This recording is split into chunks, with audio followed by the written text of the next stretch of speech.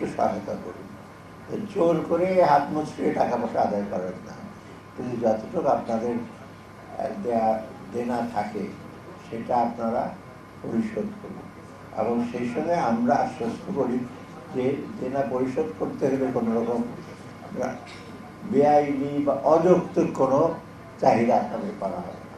একটা হলো অফিসিয়ালি তো অযৌক্তিক চাহিদা করা হবেই না, আবার অফিসে টেবিলের নিচে যে চেয়ারের নিচে দিয়ে কোনো রকম অযৌক্তিক যদি চাকরি থাকে সেটা করা হবে না। অর্থাৎ এই দুইটা ইনশিওর করলে আমি আশা করি ব্যবসায়ীকে সহযোগিতা করবেন। আর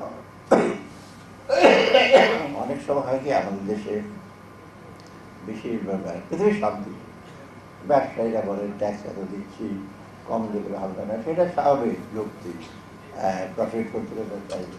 তো সেই সাথে আপনি দেখবেন আপনি যে অর্থটা ট্যাক্সের জন্য ব্যয় করছেন বা দিচ্ছেন সেটা শুধু আপনার ব্যবসায়ের কাজে লাগবে তা না, এটা হলো